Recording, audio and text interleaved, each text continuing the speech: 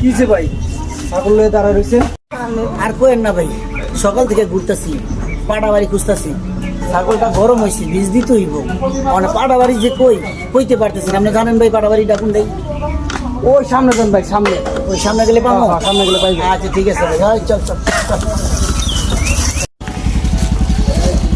ভাই।